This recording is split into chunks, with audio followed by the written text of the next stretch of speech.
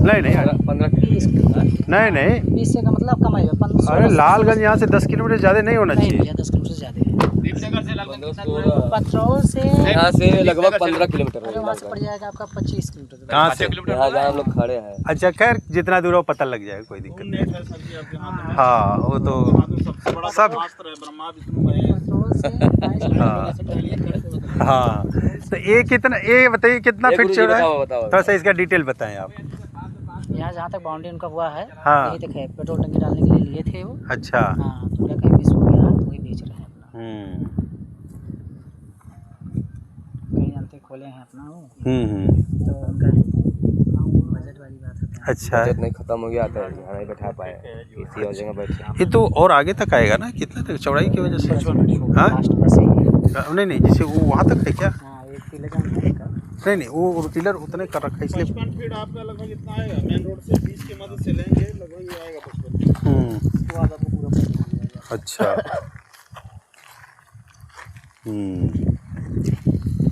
इतना छोड़ना पड़ेगा जमीन। हाँ इतना छोड़ फीट होता है सर जी, इसका भी मानक होगा ना। हाँ हाँ, वो तो PWD का होता है मानक।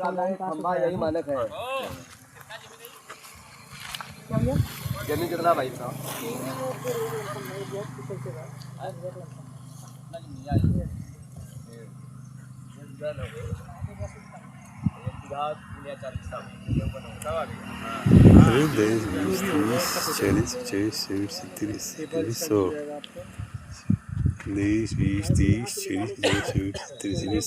कितना जमीन है?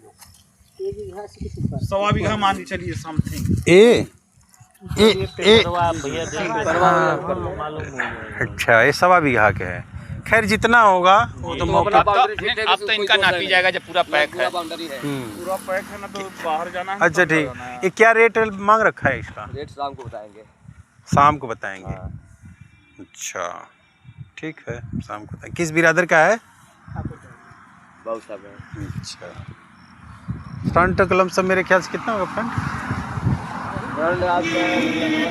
लाभ दे अबे 150 फीट के आसपास होना चाहिए मेरे ख्याल से। 150 तो नहीं होगा तो 130 से। हाँ कम है। कदम से नाप दे, कदम से ना तो खुद मालूम मुझे। कोई बात नहीं, डरा था आगे चल जी। तो हाँ परेशान मत होइए, विजुअल देख लिए हम लोग। हाँ चलिए, हमको बढ़िया आपको चाय पिलवाते हैं। हाँ। इतना मेहनत। एक और पैलेस देख लीजिए सर, हम लोग पास आगे।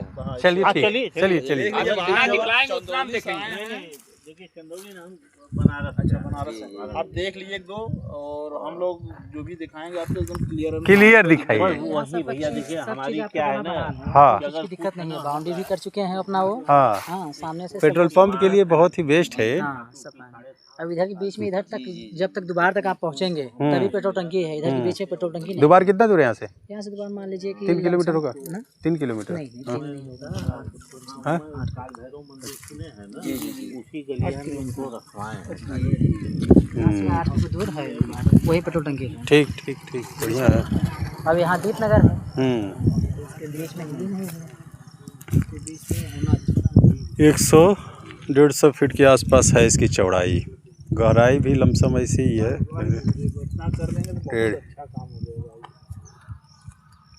जरूरी नहीं है नमक रोटी तो खाने के लिए ऊपर वाला दिया। देखिए यहाँ चलो ये चलिए। हाँ हाईवे से कटा हुआ है, ये पास हो गया है। ये भैया 4 लाइन पास हो गया है, इसका काम कभी भी लग सकता है। जब ये पास हो जाएगा 2027 में काम चालू हो जाएगा। नहीं, हम एक जगह और देखे हैं जी, बस उनके यहाँ वही दिक्कत आ गई। हमको अच्छे आदमी हैं, बजट में ही था उनका, तो बल्कि पूरा जो है एकदम 9-10 फीट को घेर के 2 कमरा अटैच, उसी में लैट्रिन बाथरूम बना के। इधर लालगंज जाएगा, इधर चला जाएगा दीपनगर। इधर लालगंज, इधर चला जाएगा दीपनगर, दोनों के बीच में है। और यहाँ से मेरे ख्याल से लालगंज एग्जैक्ट नहीं है, बता दूंगा मैं बाद में बता दूंगा मैं कि लालगंज से दूरी कितनी दूरी है यहाँ पे। ठीक है। और ये पेट्रोल पंप खोलने के लिए काफ़ी बेस्ट जगह है, और इसकी कीमत वगैरह बाद में बता देंगे हम वीडियो। ठीक, नमस्कार। आज हम बात करेंगे मिर्ज़ापुर में वाराणसी से करीब 80 किलोमीटर डिस्टेंस पे पेट्रोल पंप खोलने के लिए ज़मीन के बारे में। जो ज़मीन आपने अभी वीडियो में देखा है वो ज़मीन वाराणसी से लमसम 85 किलोमीटर दूरी पे, 80 से 85 किलोमीटर दूरी होगा वाराणसी से, और लालगंज टू दीपनगर के बीच में ये है, ठीक है। जिसका फ्रंट है करीब 150 फीट और गहराई भी उसी अनुपात में है, 1.25 बीघा है ये ज़मीन। ये पेट्रोल पंप खोलने के लिए किसी मतलब जिनका भी था, बाबू साहब थे जिनका भी था अपना, लेकिन अपना प्लानिंग बनाए थे, और किसी भी वजह से आर्थिक कारण हो चाहे जो भी कारण रहा होगा, अपना इन्होंने अपना प्लान फेल कर दिया और ये अब बेच रहे हैं इस टाइम। ज़मीन काफ़ी अच्छी है, देख रहे हैं बाउंड्री किया हुआ और 150 फीट फ्रंट और बाकी उसी अनुपात में जो भी गहराई है। हाईवे पे ज़मीन है, पेट्रोल पंप के लिए बहुत ही बेस्ट है। 45 लाख रुपए बीघा के हिसाब से इनका ऐसे। और पेट्रोल पंप के लिए इसी के आगे एक ज़मीन और है इसी रोड पे, वो भी 2.5 बीघा है, 2.5 बीघा ज़मीन है और उसका फ्रंट है 28 लट्ठा। 28 लट्ठा को कैलकुलेट करेंगे तो मेरे ख्याल से लमसम 28 लट्ठा को कैलकुलेट करेंगे तो मेरे ख्याल से लमसम 240 फीट के आसपास आएगा। वो भी इसी रेट में है, वो भी पेट्रोल पंप खोलने के लिए बहुत ही अच्छी ज़मीन है, पर्याप्त है, और वो भी 45 लाख रुपए बीघा के हिसाब से है। 2.5 बीघा है, 28 लट्ठा मतलब 240 फीट फ्रंट है और इसी रोड पे ज़मीन है। ज़मीन से लालगंज की जो दूरी है लमसम 15 से 20 किलोमीटर होगा। इधर दीपनगर लमसम 8-10 किलोमीटर दीपनगर होगा वहाँ से, ठीक है। मेन हाईवे पे है, ये पेट्रोल पंप के लिए बहुत अच्छा है। जाति के जनरल जाति की है ज़मीन और बेस्ट है। दूसरी ज़मीन एक और है दीपनगर के ही पास 1 किलोमीटर में, वो कल के वीडियो में मैंने, आप हमारी वीडियो देखेंगे तो पेट्रोल पंप खोलने के लिए मैंने एक वीडियो और इससे आज से पहले बनाया है, उसको भी चाहेंगे तो आप देख सकते हैं। वो 25 लाख रुपए बीघा है, वो दीपनगर से 1 से 1.5 किलोमीटर पहले है, कोटवा से दीपनगर वाले रास्ते पे है। वो भी 3 बीघा ज़मीन है, 25 लाख रुपए बीघा, और मेन हाईवे पे उसका भी फ्रंट 160 फीट के आसपास है ऐसे करके। उसके बाद यदि कोई एग्रीकल्चर लैंड में कोई यदि निवेश करना चाह रहा है तो एग्रीकल्चर लैंड में बहुत अच्छी ज़मीन है। गढ़वा, मिर्ज़ापुर में गढ़वा है, उसी रोड पे आगे जाएंगे तो सुगा पार्क पड़ेगा, और सुगा पार्क से 10 किलोमीटर अंदर है। 5 बीघा ज़मीन है गढ़वा में, और वो भी पिच रोड पे है, और 5 लाख रुपये बीघा पड़ेगी। एग्रीकल्चर लैंड के लिए बहुत उपयुक्त है वो। 2 लोग लिखने वाले हैं। बोरिंग वगैरह वहाँ पे सक्सेस है, करीब बोरिंग मान के चलिए कि 200 से 350 फीट बोरिंग कराना पड़ेगा खेती के लिए, एग्रीकल्चर के लिए। और फसल ज़्यादातर लोग एक फसल ही उपजाते हैं वहाँ पे, दोनों फसल तो कुछ लोग दोनों फसल भी करते हैं, लेकिन ज़्यादातर लोग एक फसल ही उत्पादन करते हैं जिसमें कि पानी कम लगे। जो लोग पानी का मतलब अपनी व्यवस्था करा रखा है उन लोगों ने अपना दोनों फसल उपजाते हैं, और जो लोगों नहीं करा रखा है वो अपना एक फसल ही उपजाते हैं। वहाँ ज़मीन 5 लाख रुपये बीघा के अनुपात हिसाब से आप देख सकते हैं।